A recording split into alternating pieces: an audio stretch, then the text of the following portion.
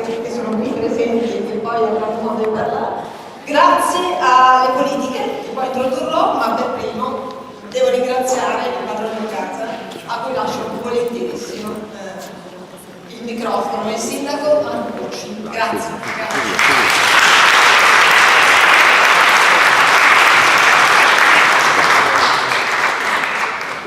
Allora, due cose. Prima qui c'era uno stand, se lo sono già arrivato, portatelo qui, ricordatelo. E secondo io non è così. E secondo io non sono padrone di casa. Questa sala, come questo edificio, come titolare, è di proprietà dei cittadini genovesi. E lo dico perché bisogna dirlo, perché sennò si pensano cose strane. Come gli Garibaldi, ognuno è proprietario di un mattone. E quindi va tenuto con il rispetto come se fosse il salotto di casa vostra. Per questo lo dico. Lo dico perché non va sporcato e tenuto con rispetto. E così vale per questa sala che noi, non so se l'avete notato, ma da un po' di anni che teniamo aperta a tutti quelli che vogliono fare attività, incontri, riunioni, eccetera, proprio perché diventi assolutamente normale per tutti utilizzare il Palazzo Cursi come luogo di comunità per la comunità legittima. Vedo tantissime, posso dire facili, tantissimi volti di persone che conosco e che anche da tanto tempo, quindi voglio salutare tutti quanti. Questa è un'occasione ovviamente per far vedere quello che c'è, donne, domani, percorsi di carriera, persone che hanno successo, eccetera.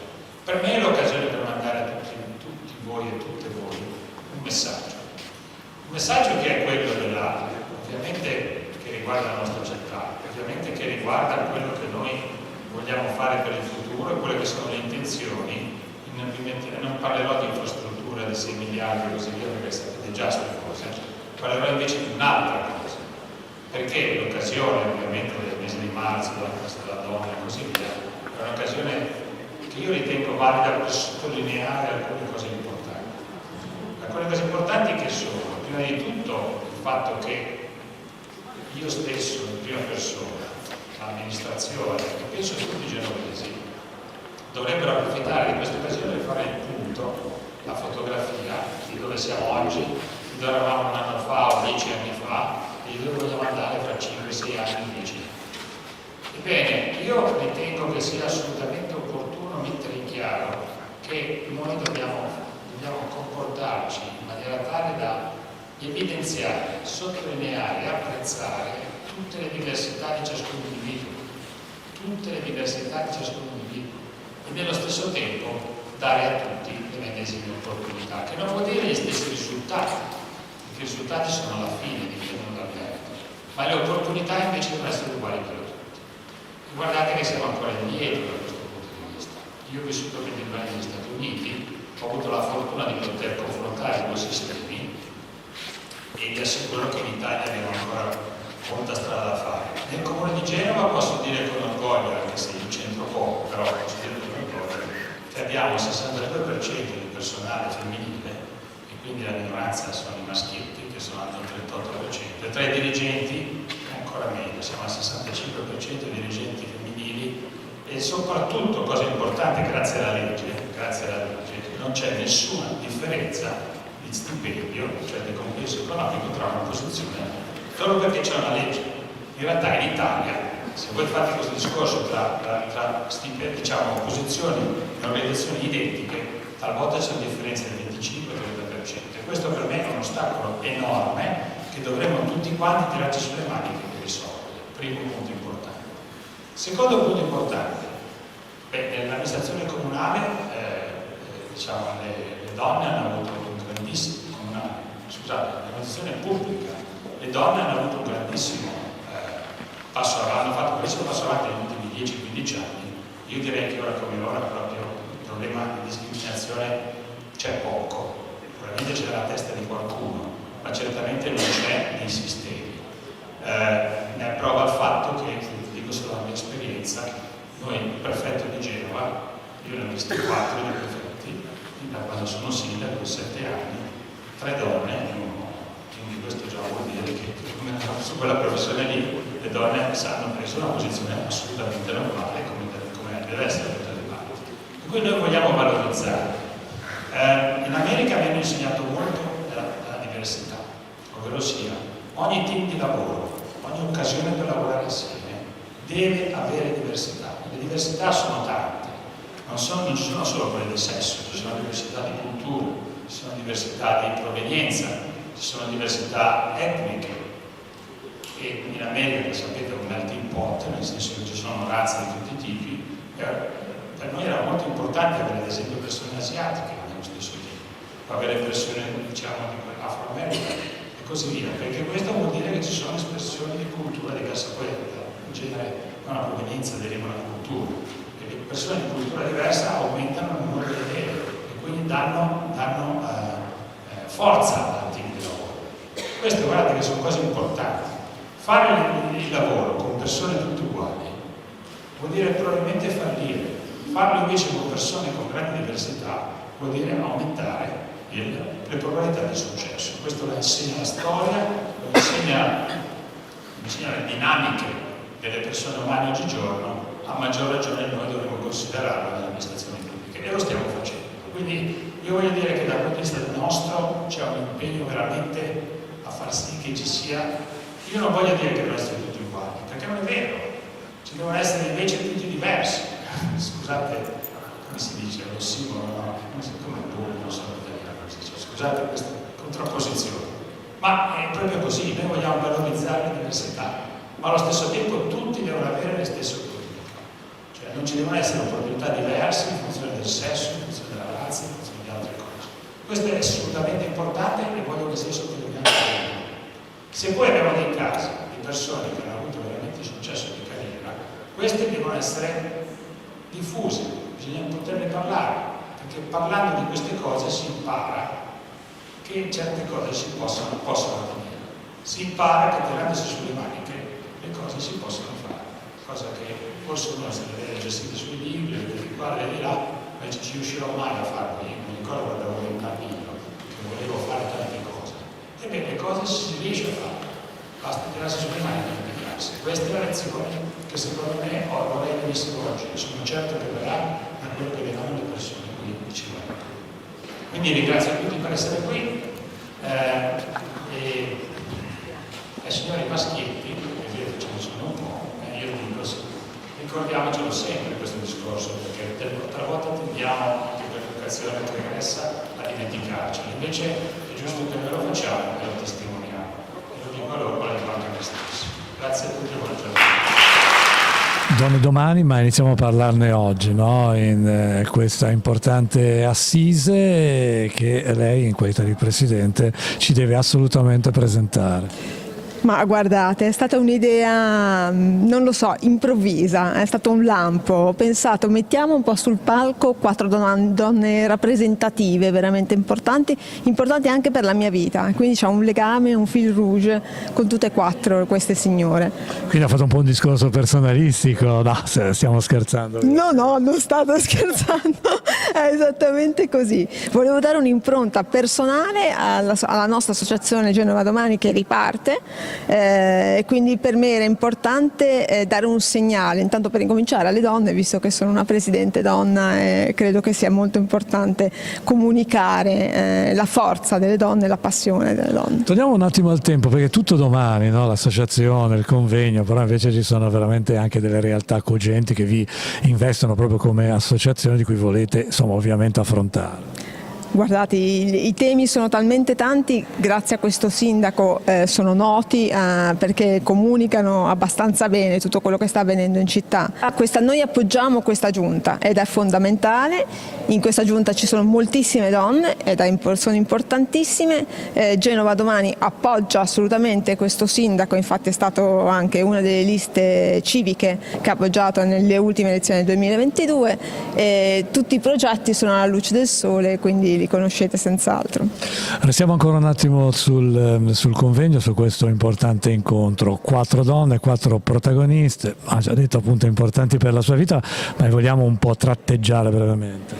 Assolutamente importanti in assoluto, non certo soltanto per me, importanti per Genova. Intanto la prima è il primo presidente della Corte d'Appello di Genova, ormai oggi in pensione, ma che ha fatto tantissimo, è stata la prima donna nominata dal CSM in Italia e quindi chi più di lei può essere rappresentativa per le donne. La seconda è la professoressa Paola Giardini, famosissima a Genova, in tutta Genova, in moltissimi ruoli che ha ricoperto, tra cui anche preside di ingegneria. Dopo abbiamo un nome veramente eccelso perché è Nicola Gerbert Maramotti, che è la moglie del dottor Maramotti, proprietario, figlio del fondatore dell'impero Max Mara. Lei è una donna eccezionale perché gestisce tutti gli stores in Europa e addirittura negli USA. E infine abbiamo l'ingegnere Napolitano, che è la più giovane, che l'ho presa perché volevo diversificare, no? Sia come background sia come tipo di persone. È una giovane ingegnere che lavora in Cellnex Cellnex è una società che implementa il 5G in tutta Europa. E quindi insomma allora un convegno oggi per il domani. Per il domani, soprattutto per le giovani generazioni, le nuove generazioni, che non dimentichino mai di credere in loro stesse, perché si può arrivare ai ruoli apicali con le grandi capacità e con la grande determinazione e soprattutto la passione. Scusami. Allora, passerei prima innanzitutto a lasciare la parola all'assessore regionale, assolutamente, tra le 1000 deleghe alle pari opportunità. Quindi l'avvocato Simone Ferro, grazie Simone, grazie infinitamente perché tu ci sei sempre. Grazie. Grazie Barbara, buonasera. Ho accettato l'invitazione. Un applauso non si rifiuta mai. Quindi grazie all'associazione Genova Domani, grazie a Barbara per aver organizzato, so che ci tiene tantissimo, insomma tanto che sta preparando davvero questo convegno e conoscendo veramente da tanti anni so quanto impegno ci mette sempre tutto quello che fa. Quindi per me è anche un modo per non soltanto ad onorare questo evento, ma anche per incontrare tante colleghe, mi fa veramente piacere. Poi la dottoressa Bonavia e la dottoressa Pazzo, che per me è davvero un piacere rincontrare dopo tanti anni, anche perché purtroppo sono con questi anni insomma, di politica riesco a dedicarmi veramente molto poco alla professione, ma avvocati si diventa e si rimane sempre, quindi davvero per me quella è la professione, quindi io, come dico sempre, sono un avvocato prestato alla politica. Un convegno molto interessante, io faccio i complimenti alle illustre relatrici che oggi appunto analizzeranno davvero questa evoluzione del tema femminile declinato proprio nella politica, nel sociale, nelle professioni e nella cultura, ecco, perché io ci tengo moltissimo insomma, a sottolineare che sicuramente abbiamo fatto tanti passi avanti per quanto riguarda anche la cultura, ma tanto ancora c'è da fare. Purtroppo insomma, i fatti di cronaca ci riportano ancora ad un dramma che è quello appunto della violenza di genere. Violenza di genere vuol dire appunto che forse il percorso ancora della cultura non è stato ancora proprio compiuto per comprendere veramente quella che veramente è il rispetto nei confronti delle donne.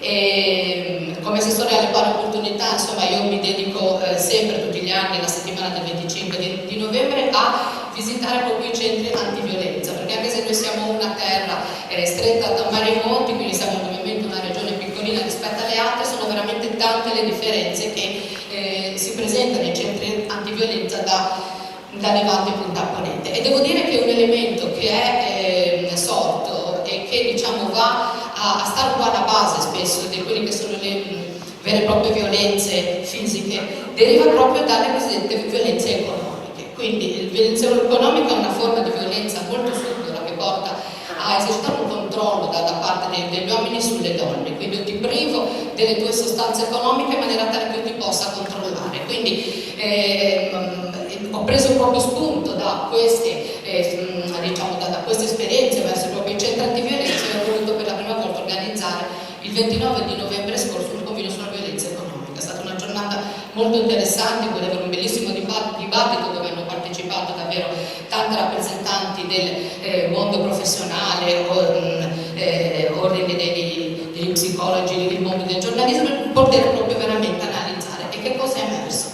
È emerso davvero quanto sia importante che cosa è il lavoro, perché il lavoro per una donna significa dignità, significa soprattutto libertà. Ecco, quindi questo è un segnale importante. Sono anche assessore tra le deleghe alla scuola e all'università.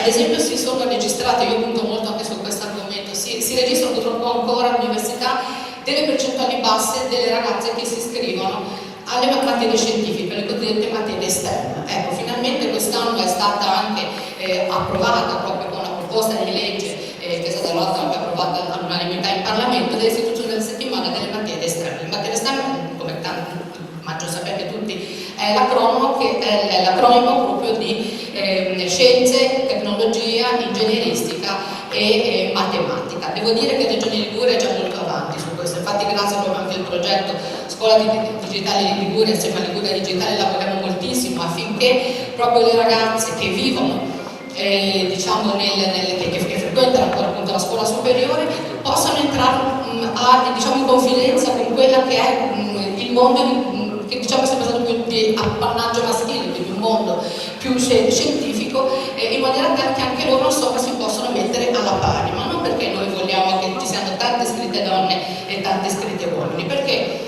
la selezione la fa il mondo del lavoro. Il mondo del lavoro sempre di più parla di programmazione, di digitalizzazione, di robotica, di innovazione, e quindi è giusto che noi mettiamo in condizione le nostre ragazze di avere le medesime opportunità lavorative, poter coltivare le proprie skills, come si dice adesso, le proprie competenze, in modo tale da avere sempre delle medesime capacità lavorative e opportunità di lavoro. Il sindaco ha detto che il comune di Genova è sicuramente virtuoso per quanto riguarda la percentuale di donne rispetto agli uomini. Devo dire che Regione Liguria lo è anche, perché anche noi abbiamo superato la percentuale di donne che lavorano appunto presso il nostro ente pubblico e addirittura 5 dei nostri 6 direttori sono donne, peraltro anche in materie importanti come il bilancio, insomma, lo sviluppo economico, i trasporti. Ecco, quindi io mi auguro davvero, e non voglio perdermi in altre chiacchiere, perché insomma abbiamo sicuramente l'apporto di relatrici che grazie veramente anche alle vostre parole si possa portare un esempio, a tutti noi, ma soprattutto alle giovani generazioni, perché possano credere nei loro sogni, nelle loro passioni, quindi credo che sia anche il compito delle istituzioni continuare ad alimentare. Grazie davvero.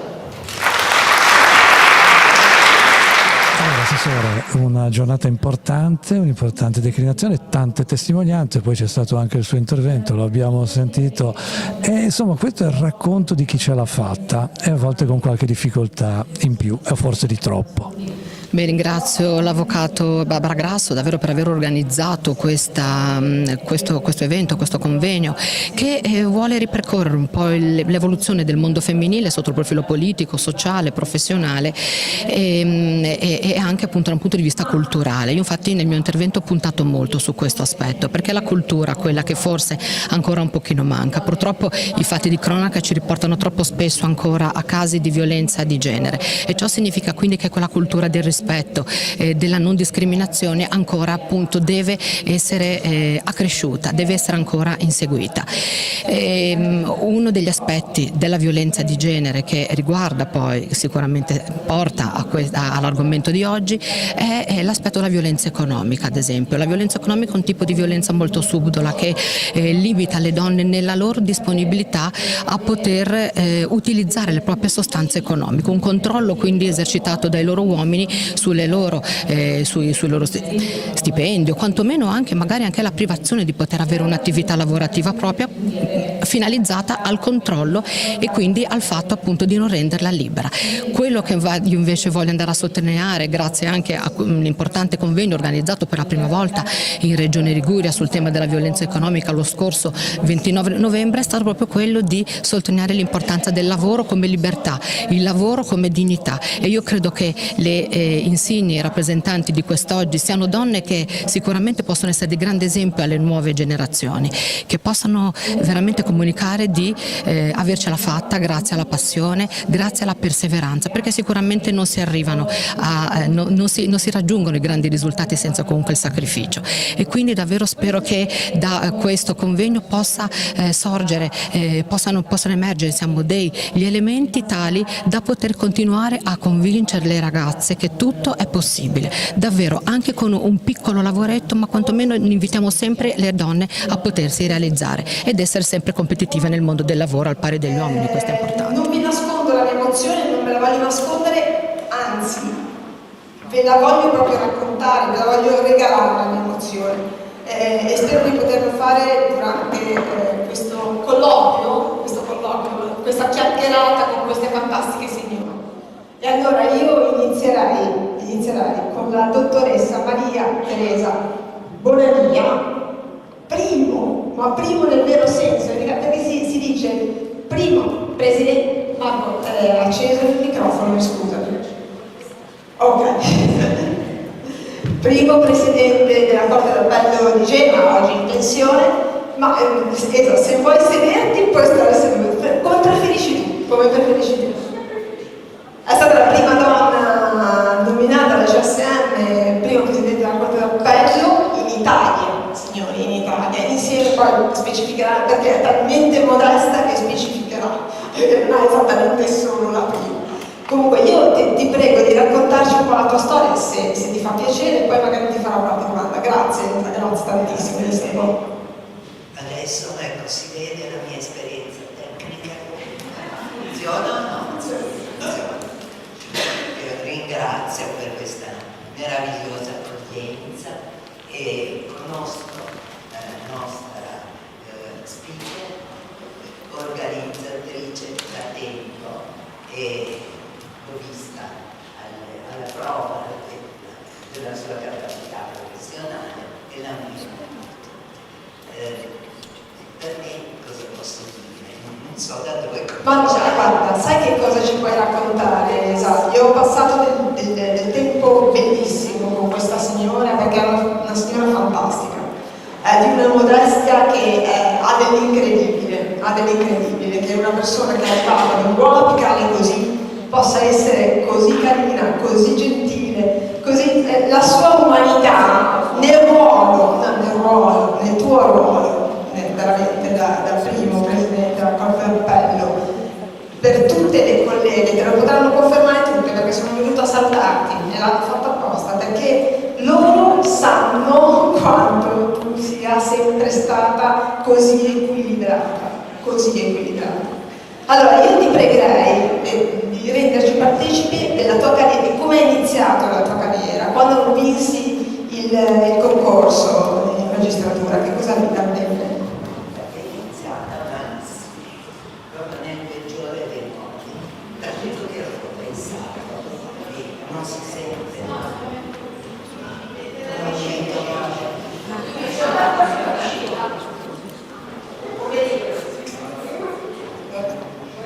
l'ho tirato io per andare sì. Così. Allora, cosa posso dire? Il mio esordio è stato pessimo. Non perché ho vinto il concorso a 26 anni e ho subito scelto la sede. Ho pensato che fosse una sede vicina, avevo molte chance e sono capitata malissimo. Sono una fortuna a Torino.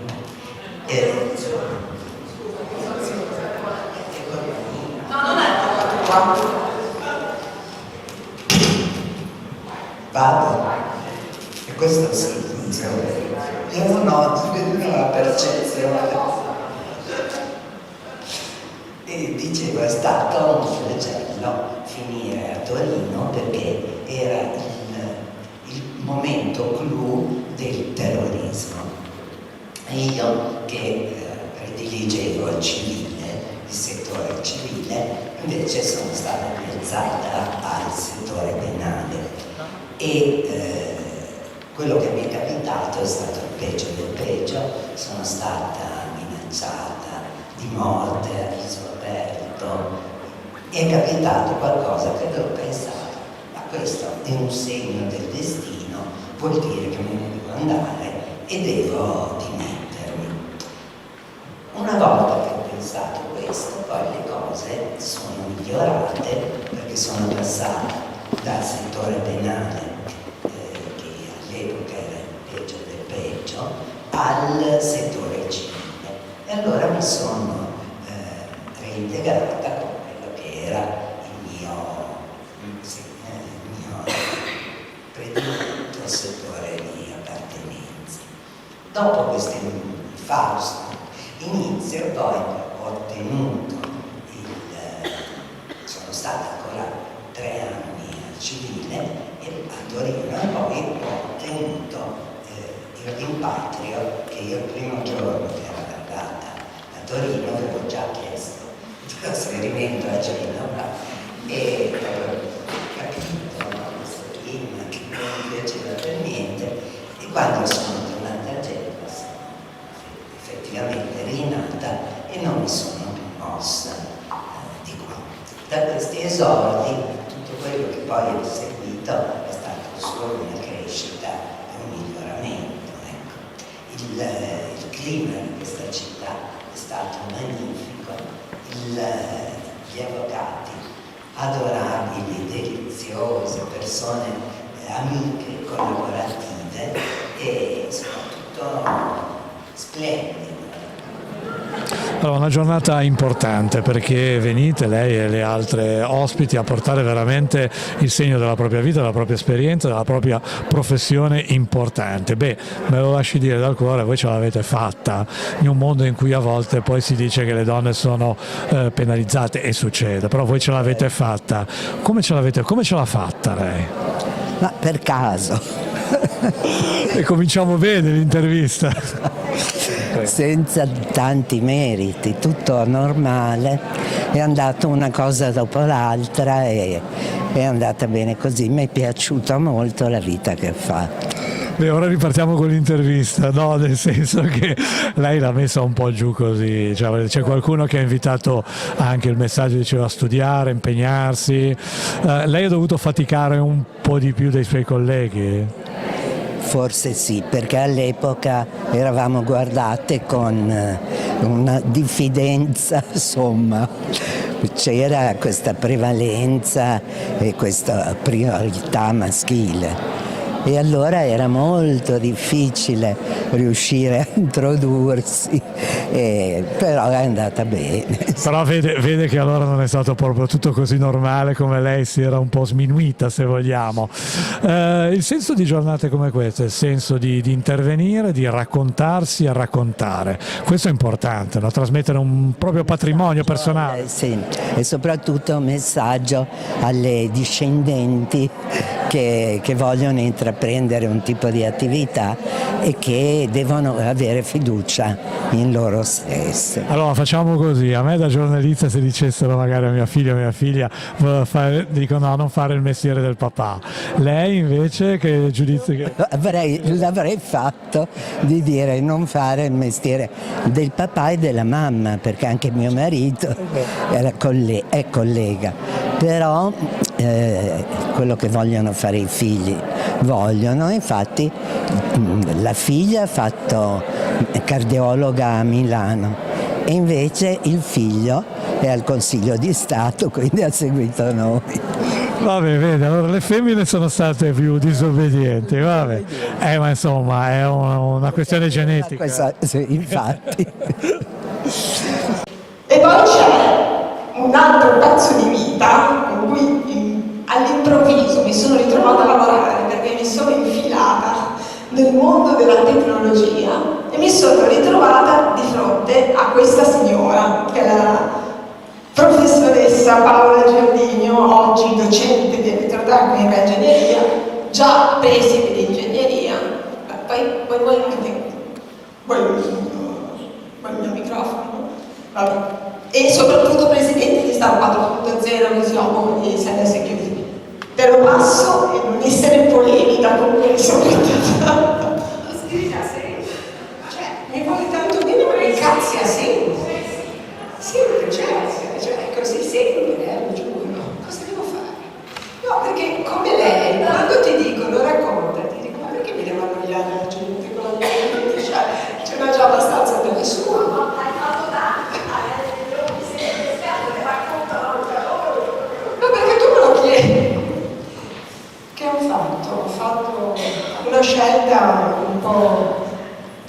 consona per le donne della mia età, faccio 68 anni, così potete capire.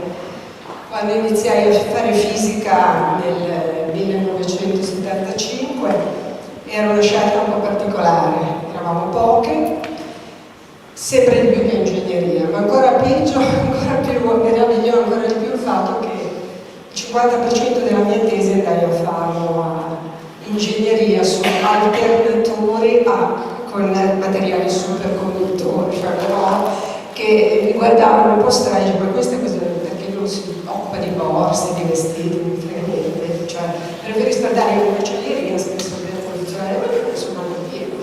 E mi sono innamorata, rifare fisica, assolutamente, per l'apertura mentale e il percorso logico che ti insegna. Ho avuto poi dei professori eccezionali. Ma mi sono innamorata del mondo dell'ingegneria perché vedevo mettere a terra quello che avevo studiato in fisica. È stata durissima, non posso dire che l'ha vinta lei, il mondo degli ingegneri non è stato un mondo. Nel 1980 mi sono laureata, non è stato, avevo 24 anni, non è stato un mondo molto accogliente. In particolare perché la mia tesi la feci con quelli che allora si chiamavano ingegneri elettrotecnici, biomedici adesso già ci sono più donne che uomini, le ingegnerie tradizionali, meccanica, elettrica, chimica forse un po' di più. Le donne sono 5%, possiamo dire. La soddisfazione grossa che ho avuto è diventare preside come fisico e come donna della facoltà di ingegneria, che è stata quasi più una sfida proprio come donna. Lo volevo fare come donna. Perché tanti miei colleghi non è che piacesse, no? L'idea di avere una donna lì. E poi io mi ritrovavo, io e tutti i direttori maschi. Io sono sempre stata seduta a tavola. Il tavolo dove io e tutti gli uomini. Questo è andata avanti così per anni e anni. Poi gli uomini sono particolari, nel senso che magari non ti accettano subito, ma quando ti accettano devo dire che il percorso è meraviglioso per tanti motivi. Ho avuto un padrino scientifico che era un uomo che non ho mai capito, non ho mai usato, per lui uomo donna non portava competenza, poi non portava niente, tu devi sapere, devi studiare. Per cui se dovessi, mi scuso se dico la verità, ma di ragazzine giovani oggi da invogliare, poi non le vedo, però una ragazzina la prima cosa che ti direi è studia, creati le tue competenze. Noi donne possiamo dimostrare di saper fare le cose dimostrando la nostra competenza, prima di tutto, questo è il mio punto di vista. Io vengo da una famiglia di operai, per cui ho sempre studiato e lavorato. È stata durissima anche da questo punto di vista. La mia vita sono arrivata dimostrando di studiare. C'è un signore lì che lavora con me adesso, questo ragazzone qua, al centro di competenza e può dire che io studio tutti i giorni, nel senso perché con la tecnologia quello che si fa oggi e domani è già vecchio. Ho fatto tanti mestieri grazie ad aver fatto fisica.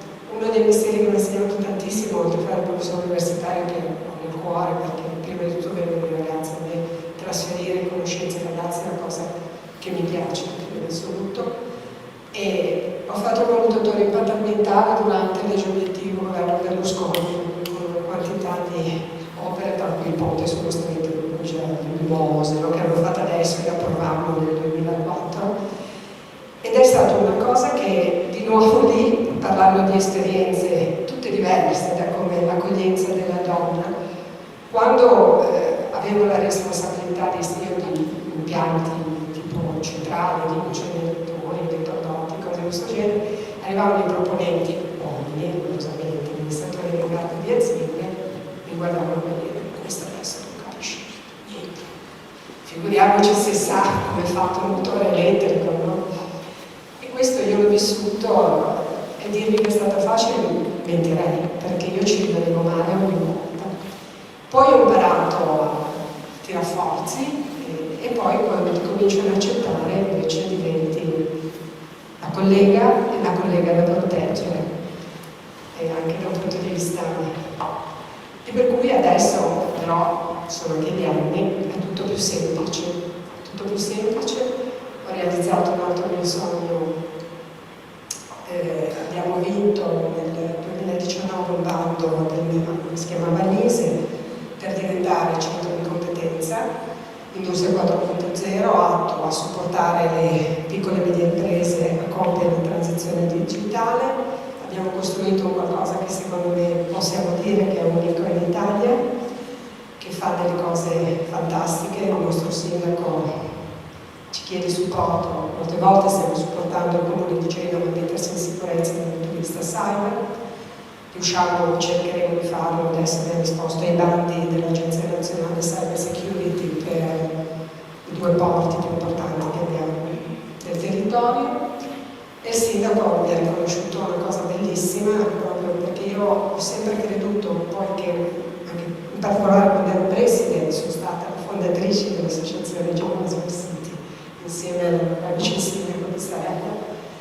Ho sempre creduto che noi come professori universitari dobbiamo essere al servizio del territorio, e questo, quando mi chiamo sindaco, chiunque, non importa il colore politico, da questo punto di vista come tecnico io ho il dovere di mettermi a disposizione di chiunque, e il sindaco però mi ha riconosciuto una cosa che non mi ha riconosciuto nessuno, premiandomi nel 2021 con la medaglia d'oro con la Viadi, proprio per l'impegno che sono dedicata al Cetamoni, commuovo pure, così non poi mi commuovo pure, e per cui non è vero, poi ritornano le cose.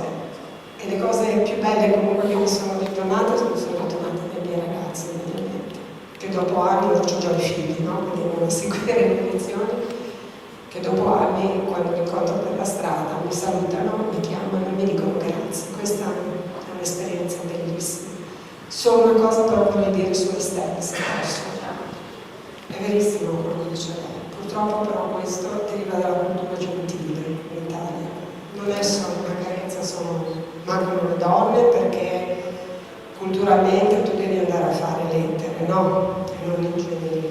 Ma mancano anche tanti uomini in questo momento, perché in Italia purtroppo la cultura non è gallega, è d'arte. La cultura è cultura, sia essa scientifica che umanistica, e dovremmo cercare di spingere e aiutare le scuole a cambiare questo comportamento e a far capire, a far appassionare i ragazzi a questo, perché molte volte il problema deriva proprio dagli insegnanti. Io sono andata a fare fisica perché ho avuto un insegnante di matematica e fisica favoloso che mi ha fatto innamorare di questa materia, per cui dovremmo cercare di far capire in un modo come questo, in cui se vogliamo un'autonomia, un sovranismo digitale come vogliamo chiamarlo adesso, c'è bisogno di tante competenze e dobbiamo aiutare i ragazzi a fare anche, ad appassionarli, perché poi non puoi andare a fare una facoltà se non ti piace, per cui ti devi anche appassionare. Naturalmente perché fate un lavoro egregio e vi rendo disponibile per qualsiasi contenuto, perché ci credo moltissimo a questo. Grazie.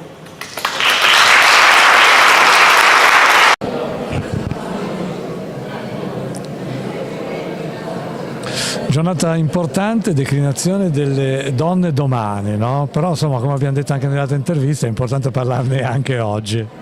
Certo, io più che donna domani mi sento una donna un po' ieri, ma che posso dare molti consigli alle ragazze di domani. La mia generazione ha percorso strade molto tortuose per arrivare dove è arrivata.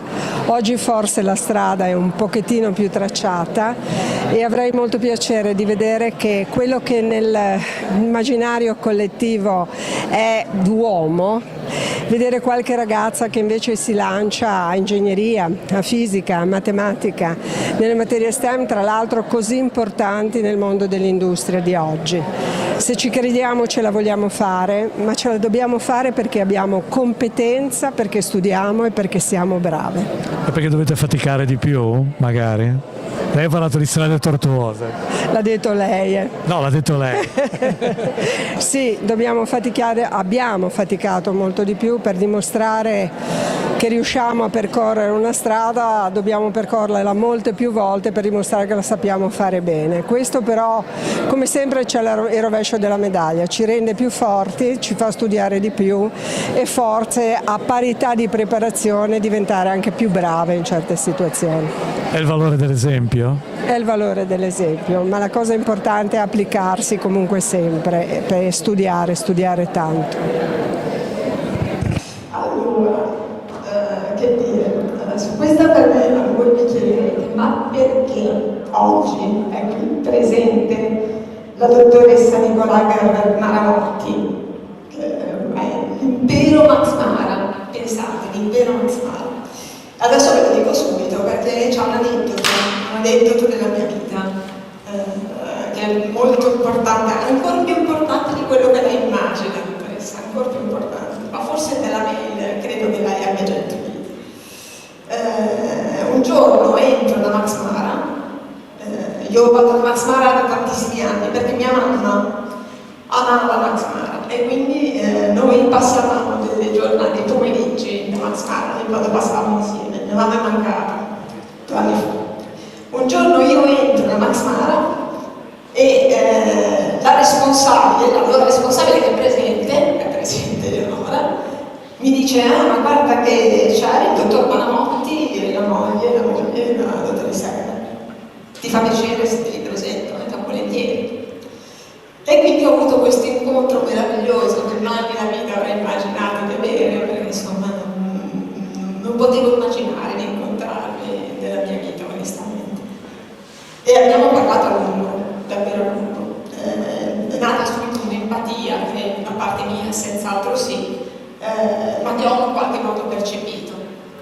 Abbiamo parlato una quarantina di minuti e quel giorno me ne andai con il suo biglietto di visita. L'altro giorno mia madre poi mancò poco dopo, purtroppo, e quindi per me Max Mara rappresenta molto di più. Non soltanto me, è stato molto difficile oggi vestirmi, ve lo dico, però credo di esserci riuscita, come dice. Grazie. Mi ha aiutato Eleonora, devo dire la verità. È stato veramente bellissimo, ci ho pensato tantissimo.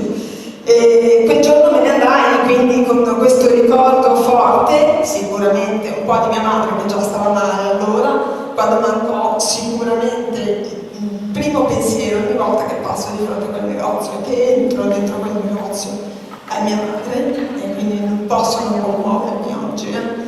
E quando decisi di fare questa giornata, a parte il fatto che la dottoressa Gerber con il dottor Maramotti hanno investito e investono a Genova con ben 4 negozi, è un marchio eccezionale, un brand eccezionale Max Mara, mi sembra che abbiamo 25 brand, una cosa così, o 10, non ricordo, poi me lo dirà lei. Io a Tokyo sono entrata da Max Mara per capire esattamente di cosa vendeva a Tokyo, perché non ero io. Quindi scrissi questa mail alla dottoressa, scrissi una mail sentita sicuramente, che credo che sia arrivata, e quando mi telefonò l'8 di marzo, grazie dottoressa, mi telefonò, io rimasi veramente colpita e quando mi disse che sarebbe venuta forse non ci credevo neanche io, quindi grazie. Ci racconta qualcosa del suo fantastico lavoro, perché lei è praticamente direttore credo di tutti gli store sicuramente d'Europa e forse degli Stati Uniti o forse di tutto il mondo. Adesso ce lo dice. Grazie. Buonasera.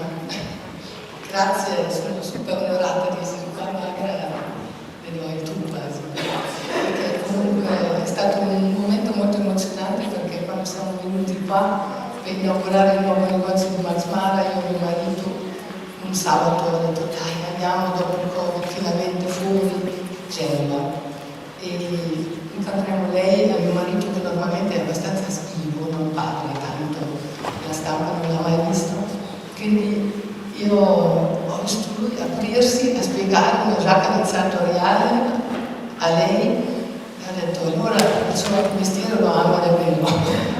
Quindi si è veramente creato un rapporto e poi con la mente mi ha proprio convinto di venire qua. Io originalmente sono di Amburgo, quindi simile a Genova di lei, e abbiamo qualcosa di comune, una città in quale la vita ha sempre esistito commercianti, il mare, quindi me lo sento molto vicino. Io sono nata ad Amburgo, ho studiato ad Amburgo, ho studiato economia aziendale.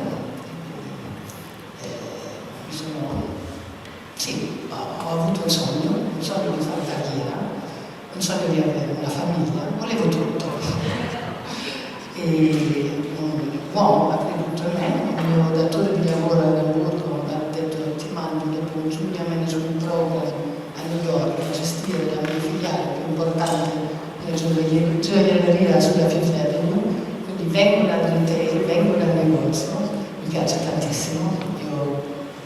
Vi visito tutti volentieri, vedo i clienti volentieri, vedo proprio parlare con voi, tutte le donne che si interessano per quello che facciamo, è la mia passione. E quindi ho imparato a New York, il sindaco prima ha detto qualcosa di molto vero. L'America è un paese, era già un paese molti anni fa, molto aperto. C'è questa frase, if you can make it here, you can make it anywhere, it's true. E io avevo uno staff di 20 persone, avevo 24 anni e queste 20 persone venivano da 16 nazioni, quindi erano tutti più vecchi di me, uomini e donne, prevenuti, non credevano in me, non pensavano che non ce la potessi fare di tirare su questa filiale che perdeva dei soldi, invece ce l'ho fatta. Ho lavorato 3 anni lì e l'ho fatta crescere in un modo esponenziale e sono orgogliosa di questo. Eleonora sa cosa vuol dire correre, aprire la bottega la mattina, chiuderla la sera e essere soddisfatti. Quindi tutto questo mi ha portato a molta esperienza e quando ho conosciuto mio marito, futuro marito, ho deciso di lasciare l'America, non neanche sicura di sposarmi in Italia, e di provare l'Italia. Era veramente un salto nell'acqua fredda, diciamo in tedesco, perché comunque era una sfida, non sapevo che cosa mi aspettasse, non sapevo neanche che famiglia aveva, non conoscevo neanche Max Mara per dire la verità, quindi ho avuto un amore che l'ho seguita e quindi mi ha proprio cambiato la vita. Quando sono arrivata qua ho trovato una famiglia estremamente aperta, un futuro suocero, Achille Maramonti, che credeva nelle donne, quindi credeva anche in me, mi ha offerto subito un lavoro, mi ha detto vai giù a vedere la sfilata di Max Mara che facciamo in sede e prenditi un blog notice, scrivi quello che noti e poi dimmi se ti è piaciuto e che cosa ti è piaciuto. Così ho fatto, non sono mai più uscita dall'azienda. Sono riuscita a realizzare il mio sogno di fare comunque 4 figli, 3 femmine e un maschio e ho continuato a lavorare sempre, non credo di aver smesso più di tanto per passione.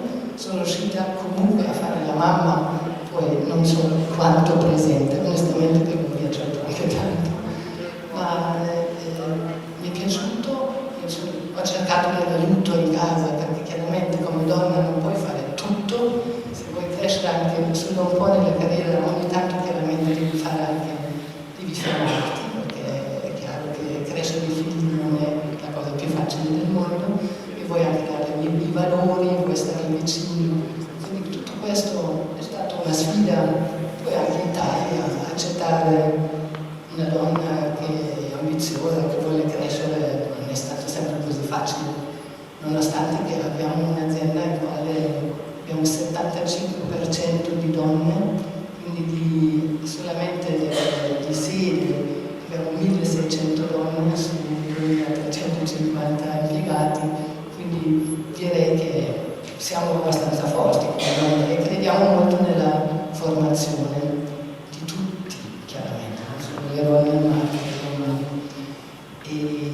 Nella nostra azienda ho seguito vari progetti, di quali uno è proprio forse uno dei miei più importanti progetti per le donne che ho fatto, che è quello del Max Mara Face of the Future Award, che assieme a Women in Film a Los Angeles promuove, aiuta le donne nel film e nell'entertainment business di fare carriera, perché lì forse è veramente un ambiente molto molto maschile, molto difficile, lo sapete tutti, e noi come Max Mara abbiamo dato questo premio per più di 20 anni adesso.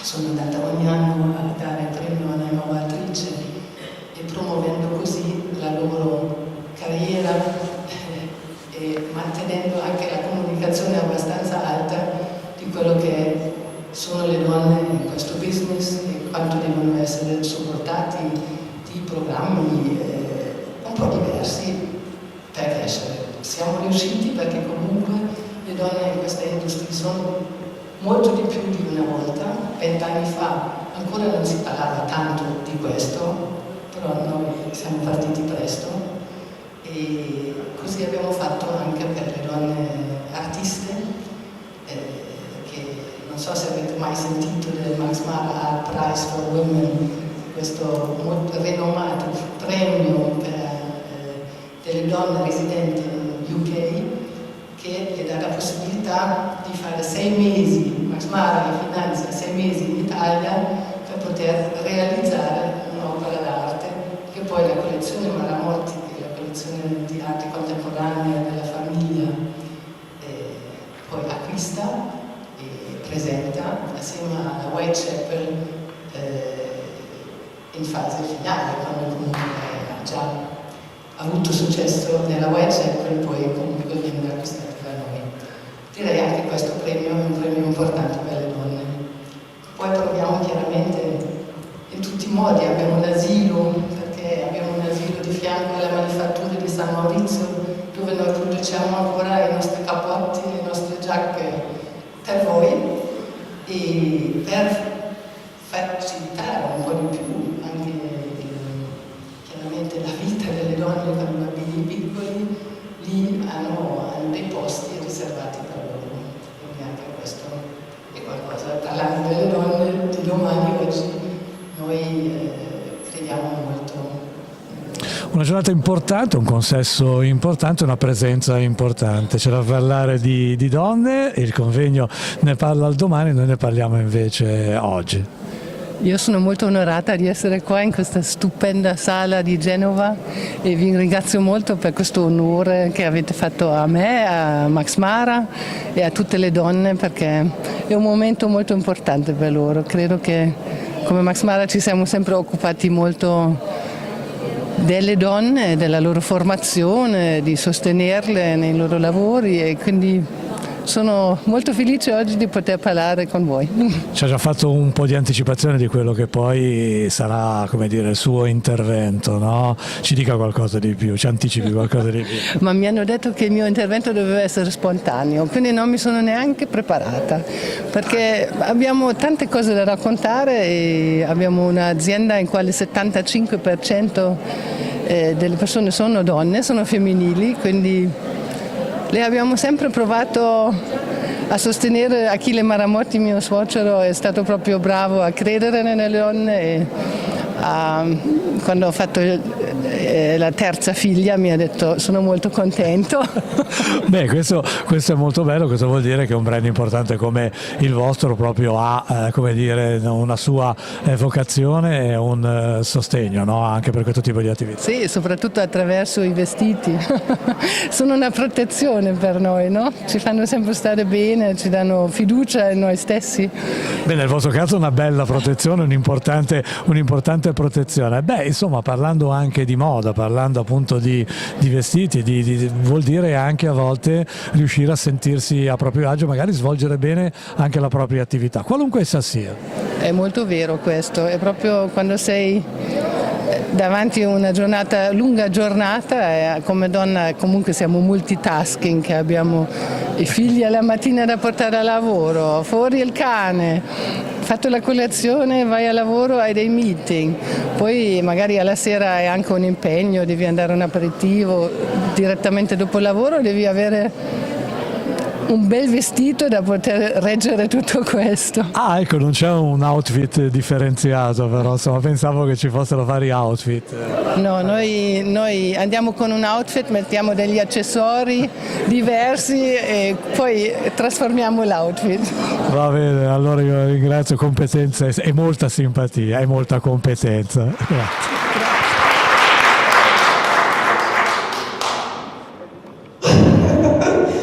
Passiamo alla mia amica Giulia Napolitano, ingegnere di Selnex. Adesso vi chiederete, ma che cosa ci fa qua? Perché? Perché sei qui, Giulia? Allora, dovete sapere che va bene, io sono un consiglio direttivo dell'Internet Exchange Point di Genova e per caso mi arriva una comunicazione da parte di un collega amico del consiglio e dice: c'è Selnex che ha bisogno assolutamente di parlare col sindaco. Perché cosa? Me lo spiegano rapidamente e finalmente si palesa l'ingegner Napolitano, che poi ci spiegherà esattamente che cosa fa all'interno di Selnex. Selnex è una società che implementa 5G, se non si sviluppa 5G in tutta Europa, è una società enorme, non è esattamente, è una città grossissima. E quindi niente, riesco a procurare per fortuna, una grandissima volta di fortuna, questo appuntamento con il sindaco. Giulia viene su ed è amore a prima vista, se ve lo consente, perché lei è una persona eccezionale, mi racconta la sua storia, che ha una storia meravigliosa. Sono rimasta rapita da te, Giulia, e mi piacerebbe tanto che tu ci regalassi la tua storia e raccontassi tutta la fatica che hai fatto per arrivare dove sei arrivata. Grazie. Buonasera, Giulia Napolitano, Selnex Italia. E io sono un pochino più giovane di queste meravigliose donne, spero di arrivare dove siete arrivate voi e ci sto provando. Io ho fatto ingegneria, sono stata l'ultima che ha avuto la maturità in 60esimi, non fate conti, però ci si può arrivare. La prima quindi che ha fatto l'università 3+2, che quando è iniziata era odiata, almeno io vengo dalla Sapienza, Università di Roma. I professori non l'avevano apprezzata il primo anno quando è stata istituita, neanche adesso. Quindi immaginate i giovani studenti, ingegneria, pochi uomini, dovevo fare architettura con mia sorella, che voleva mia madre, e però ho tentato il test spontaneamente di ingegneria. E mia madre mi aveva già insegnato all'architettura, però io vado a vedere comunque i risultati di ingegneria, ero risultata 24esima su 60 che mi prendevano. E io quindi ho detto, ma io faccio ingegneria. Ingegneria, ma dove vai? Mia madre è maestra, mio padre è maresciallo dei carabinieri, immaginate, la figlia del maresciallo proprio partivo male. E niente, praticamente dissi, vabbè, io faccio il passaggio, vado in ingegneria. E mia madre disse, se ci vai te ne assumi la responsabilità. 100.000 lire all'epoca, perché ero già assegnata all'architettura e niente, le pagai io. Quindi prima responsabilità presa.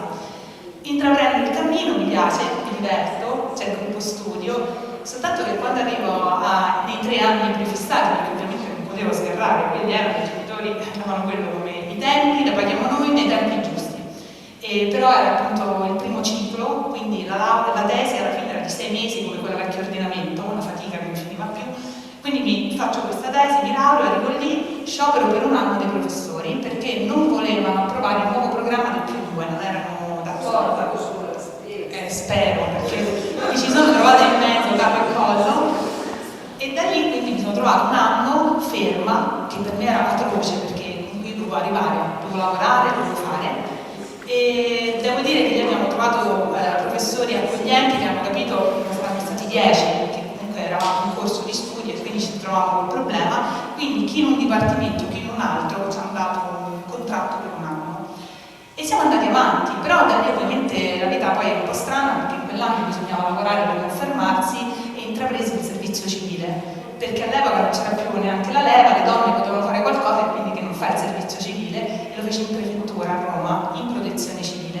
E lì incontrai delle realtà molto belle che mi portarono a prendere la specializzazione proprio in ingegneria della protezione civile, perché poi una volta che istituirono il +2 era variegato, come ora non ci si capisce più niente, liceo scientifico, che fa, la stessa cosa. E quando ho finito però, sempre 2 anni precisi, perché immaginate la famiglia napoletana, 3 figli, bisognava andare veloci. Quando ho finito dissi, vabbè, brava, bravissima, 110 senza lode, però 110 a questo punto io ero molto scarsa, lo ammetto, sempre ammesso in inglese, proprio niente, basico. E dissi a mia madre, ma adesso mamma io vorrei imparare l'inglese, si mette a lavorare al McDonald's in Inghilterra, a Londra, perché quelle erano le aspettative che avevo io. Ho detto io devo imparare l'inglese, faccio come tutti, vado al McDonald's. Ma mia madre, ci sta McDonald's a Londra, ma non puoi fare un corso qui. E insomma, me la faccio anche un po' breve, scusate, ma veramente è strana. E era uscito un concorso per una borsa di studio che ti approvavano fra i 6 e i 12 mesi, dovevi portare però tu un progetto e le competenze, sostenere una prova, se superavi, se la commissione ti riteneva valida e vincevi questa borsa di studio, dove volevi tu? Erano 1.400 euro, erano tante nel 2006. Allora io feci la mia domanda, quando andai a crocettare i mesi di richiesta, ovviamente uno che mette quando pensa che non hai raccomandazioni, ma magari me la danno, mi si 6 mesi. Preciso, cioè dalle minimo. Vado a fare l'esame, esce la graduatoria, corro a vederla sperando che imparassi inglese senza dover andare a McDonald's, arrivo lì, Giulia Napolitano, 9 mesi. E dissi no, c'è un errore, chiesi 6. Quindi corro in segreteria e dico scusate c'è un errore, io ho chiesto 6. E loro mi fanno no, ti hanno dato 9 perché hai un buon progetto, hai fatto una bella prova, partivi da un voto alto e hai preso 9 mesi. Io ho detto oh madonna, ho preso 9 mesi, quindi guarda mia madre, mamma vado 9 mesi a Leeds in Inghilterra con un progetto di studio sull'intelligenza artificiale che nel 2006 sì. Oggi però sei stata molto meglio. E quindi io vado da mia madre, ovviamente che mi dice figlia mia mi hai rovinato la vita. perché tu quando sei uscita dovevi fare la domanda alle scuole, mia madre maestra, mia nonna maestra, quando la fai questa domanda alle scuole con la laurea in ingegneria, ho detto mamma quando torno? Ora fammici provare. Quindi prendo parto e vado in Inghilterra. Lì l'esperienza è molto positiva, volevo sempre un piede con l'Italia perché volevo lavorare in Italia. Sì, dicono la fuga dei cervelli, io non mi sono mai sentita un cervello e volevo tornare a casa. E quindi facevo su e giù, lavoravo lì, mi trovo bene e quell'esperienza di 9 mesi si è trasformata in un dottorato di ricerca in Inghilterra. Quindi ora dico, vabbè, faccio felice mia madre, torno all'università di ingegneria a Roma, alla Sapienza, e vedo se riesco a fare la carriera universitaria, per quanto dura, è difficile, però il mio professore sembrava che potesse essere fattibile. Ma che succede? Il mio professore, meravigliosa persona, 47 anni, viene a mancare improvvisamente. E io mi trovo lì da sola, perché l'università è un mondo impervio e se ti manca il referente sei persa. Quindi il dipartimento mi sostiene e mi dice Giulia, guarda, erano anni del nepotismo, il baronato, tutti quegli scandali. Posso dire una cosa? Roma è molto diversa da Genova. Ah sì, scusa, io che parlo io. Per cosa, ma perché veramente così qua, soprattutto in genere. Sì, ma Roma è così. Sì, ma però è vero perché mi sento di vi faccio veramente la mia esperienza. Fra l'altro l'altro professore che c'era ordinario faceva il cognome napoletano, mai conosciuto, cioè ci siamo conosciuti lì in sede ma non eravamo parenti, ma questo in quegli anni era terribile. Quindi mi disse Giulia, guarda, puoi stare con noi tutto il tempo che vuoi, ma appena vuoi trovati un'occupazione cara, perché qui non puoi stare, anche perché avevo 2 anni di arretrato rispetto ai nuovi dottorandi e tutta una serie di storie. E quindi che succede? Giulia comincia a fare colloqui, per fortuna avevo un buon curriculum perché l'università anche dopo mi aveva permesso di fare dei corsi su GIS in America, in New York, insomma avevo un curriculum, benché 29 anni, un po' di esperienza c'era. Però le società quello che vogliono è che tu sia entrato a 25-26 anni nello studio di progettazione e avessi macinato ore di carta, fondamentalmente di programmazione, di avere i corsi di GIS e di averli portati giusto. E per fortuna rispondo a una richiesta di lavoro da parte di Spy Engineering, che tutti voi conoscete, fa parte del gruppo Autostrade, e io entro come ingegnere idraulico presso la società. Era il 2010. Mi trovo quindi questo famoso lavoro che dovevo trovare fuori dall'università, inizio la carriera lì e anche lì è difficile perché 30enne, 29, 30 anni, quello che mi trovo davanti è un mondo, un ufficio pieno di geometri di 50 anni. All'epoca erano i primi ingegneri che uscivano, che dovevano comunque prendere delle posizioni manageriali, e queste persone non ci pensavano proprio ad accettare, figuratevi una donna. E io ammettevo di non avere l'esperienza, perché comunque entrare in una società a 29-30 anni non avevi il lavoro, e quindi dei discorsi pazzeschi, ti parlavano del rispetto, tu devi dare rispetto, e io stavo lì buona e cercavo di fare il mio lavoro. Ho progettato la A12 da un punto di vista idraulico, la 12 da Civitavecchia fino a San Pietro in Palazzi, e sono passati così 1 anno e mezzo, 2, però mi stavo un po' stretta perché io comunque la visione internazionale ce l'avevo. E in SPEA, proprio in quegli anni, si era aperto, diciamo, la volontà di fare un ufficio estero. Questo ufficio estero doveva costare poco, quindi doveva avere risorse interne poche, e quindi il grande requisito che bisognava avere era sapere l'inglese. E quindi il mio pezzo di carta del dottorato era servito tipo certificato di Cambridge per dire che l'inglese forse lo parlavo.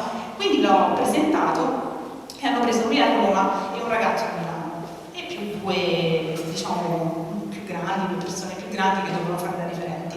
Abbiamo iniziato a lavorare in 4.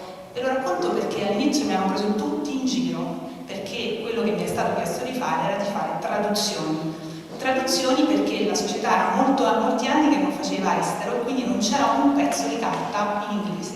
Purtroppo questa è una carenza che c'è in molte società, di ingegneria soprattutto. E quindi io mi ero messa lì in testa china, facevo il lavoro di idraulica e mi potevo ritagliare una media di 10 ore a settimana per aiutare l'ufficio estero, ma traducendo. Immaginate quei geometroni, ma tu mostri qua a fare le traduzioni, e beh, così è bella la vita. E io, zitta e buona, traducevo. Quello che loro non capivano è che traducendo io imparavo. Perché alla fine l'ingegnere idraulico in una società autostradale, fondamentalmente, una società di ingegneria delle autostrade, vale come il pesciolino rosso, perché prima viene quello stradale, poi l'ingegnere strutturale, tutti gli altri. Alla fine il progetto va sul tavolo dell'ingegnere idraulico, che deve trovare una soluzione per far passare l'autostrada a quella quota sotto un fiume, o il sistema di drenaggio dell'autostrada.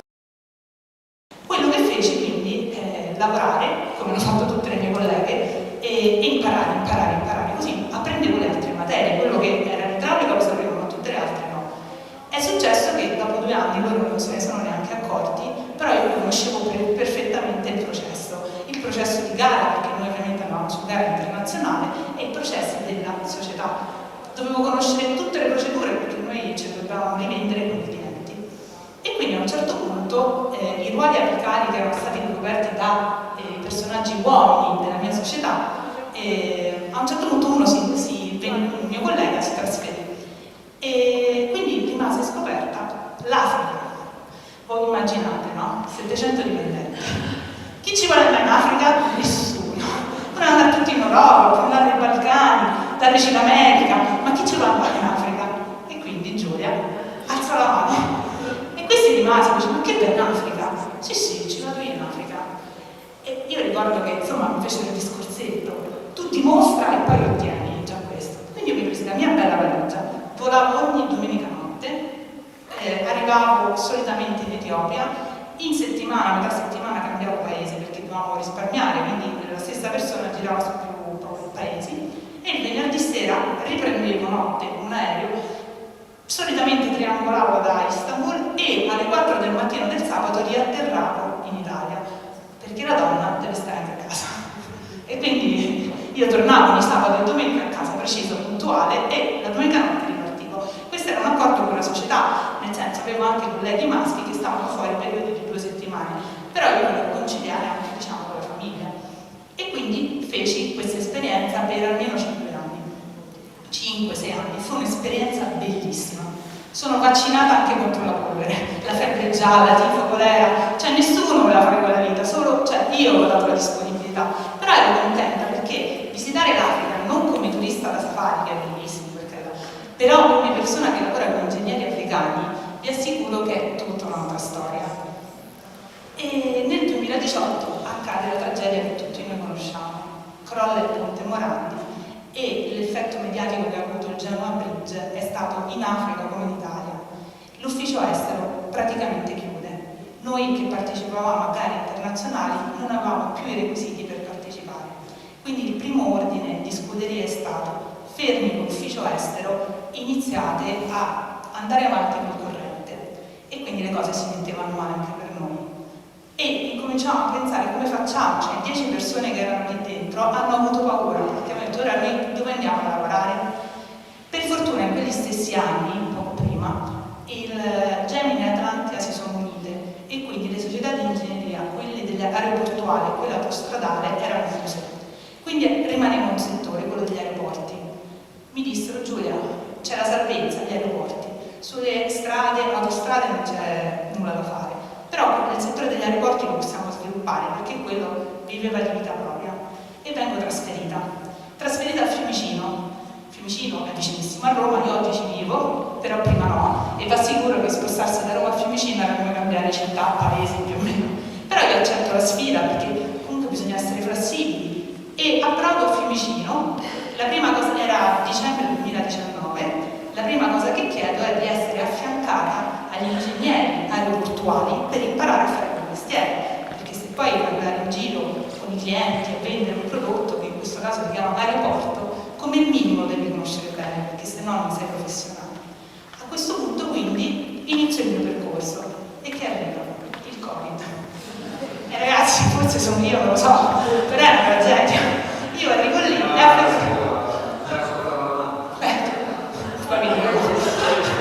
a quel punto l'aeroporto soffriva più delle autostrade, perché il primo periodo di Covid lo sappiamo guardato, ma subito dopo le autostrade hanno riaperto e siamo andati tutti al mare sulle coste locali, ma gli aerei non l'ha presi più nessuno fino a un anno e mezzo fa.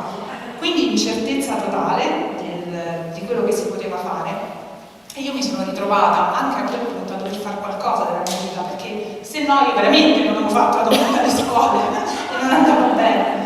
Quindi mi sono inventata, cioè ero nel settore degli aeroporti, gli aeroporti erano tutti chiusi, io vado dal capo ufficio dell'Eco e gli dico: guardate, io ora sono qua, quindi peso pure come figura, facciamo che mi date voi un lavoro da fare, perché io non posso stare qui a prendere uno stipendio senza fare niente. Allora mi guardo e mi ho detto: ma tu 10 anni fa eri ingegnere idraulico? Sì, ero ingegnere. Quindi adesso riprendi in mano l'ufficio di idraulica dell'aeroporto. Cioè l'aeroporto di Fiumicino è Ciampino. Cioè c'era un perimetro, e quindi capite che mentre prima mi avevano fatto sognare dicendo che una pista di volo è un'autostrada di 4 km che però ti porta in tutto il mondo, e lì mi volevano far fare, poverini, c'avevano ragione, però io dovevo fare l'idraulica dell'aeroporto, che non vedevo che sono i bagni, però poco ci manca, insomma. Quindi era un po' così, e ho detto: vabbè, però devo lavorare, quindi lo faccio. A quel punto abbiamo avuto l'influenza dei aeroporti di Roma all'interno della società, hanno voluto calare loro delle figure apicali, quindi hanno sconvolto di nuovo il nostro organigramma. Io sono finita sotto un ragazzo più giovane di me, che evidentemente è stato impaurito, posso dire, della mia figura, perché a lui gli hanno detto: guarda, c'è sta ragazza, potrebbe fare pure un po' di gare, vedi un po' se la puoi sfruttare. E io mi sono, in genere per il mio carattere, il primo approccio è sempre: sottopongo, questo è quello che so fare, il mio know-how a tua disposizione, lavoriamo insieme. Solo che questo mi ha guardato e mi ha detto: tu sei troppe cose, mi confondi. E io ho detto: guarda, io cerco di non farti fare cose che non devi fare, di giocare con i consigli di amministrazione, fai tu. E insomma, avevo capito che quello spazio oramai era un po' troppo stretto per Giulia, quindi ho continuato a prestare il mio servizio per la società aeroportuale a quel punto. Però poi mi è arrivata inaspettatamente una proposta da parte di Cellnex, telecomunicazioni, come grazie Barbara citava, una società internazionale con la base in Spagna, e siamo una tower company, in Italia abbiamo 22.000 torri. Noi siamo appunto una tower company, significa che non siamo operatori mobili, ma costruiamo un'infrastruttura dove poi vengono alloggiati tutte le antenne dei vari operatori o di altri clienti. E per me è stata una sfida cercare una figura ibrida che fosse un ingegnere o un avvocato. L'ingegnere doveva saper fare i contratti, se era l'avvocato doveva saper masticare l'ingegneria, e doveva conoscere l'ambito dei trasporti, perché tutte queste torri sono tutte lungo le autostrade, le ferrovie, il mondo dei trasporti. E quindi sono arrivata io lì. Ricordo che al colloquio una ragazza più giovane di me, molto carina, ti faceva tutte quelle domande psicoattitudinali, dove non so, ti chiede di che colore vedi il coniglietto per capire se sei psicopatico oppure no.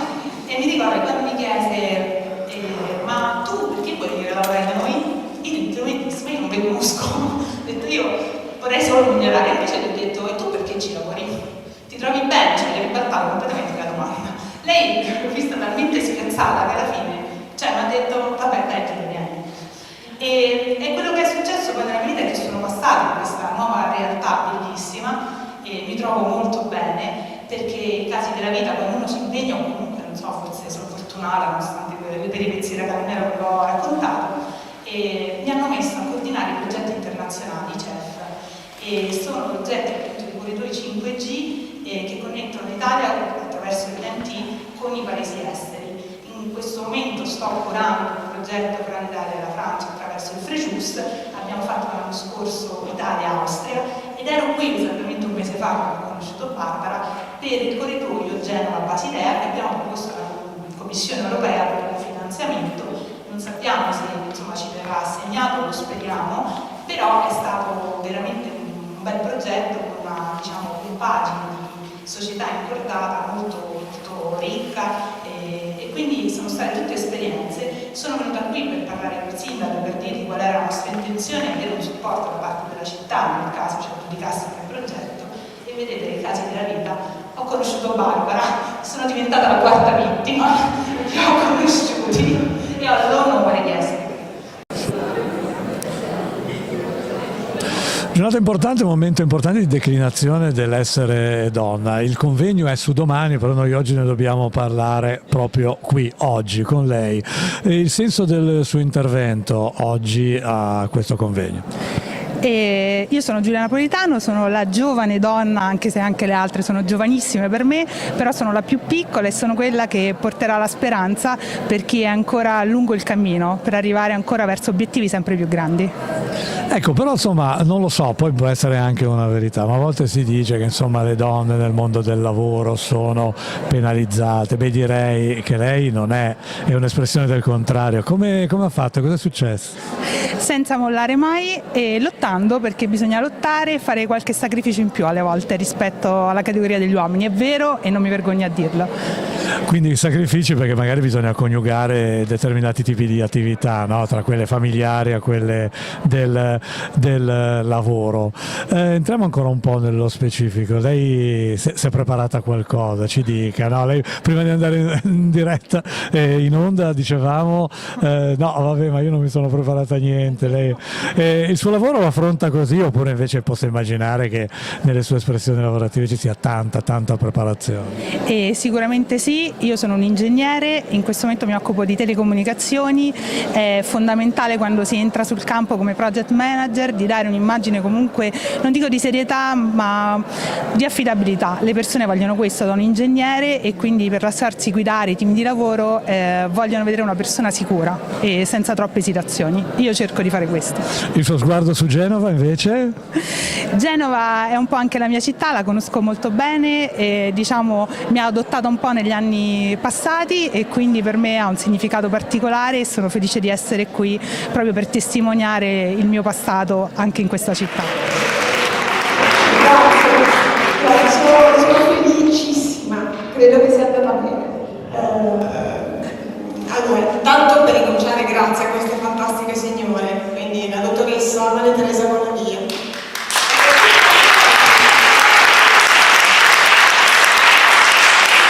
La professoressa Paola Gentili,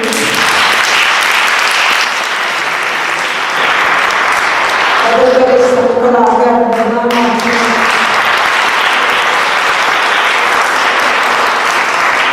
e l'ingegnere giovanissimo Giulio Napolitano.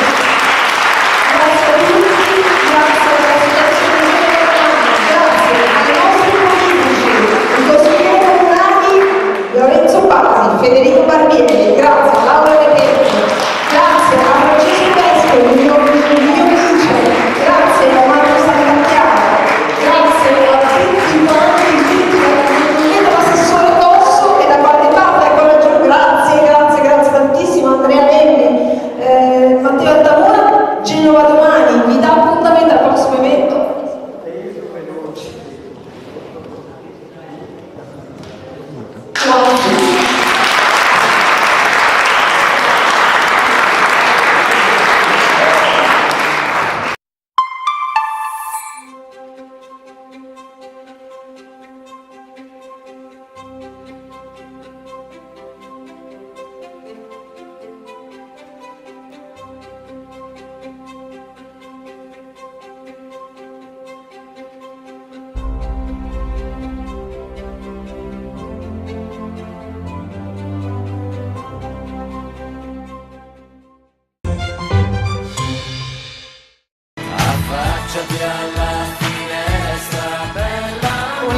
d'inchiesta su Monaco.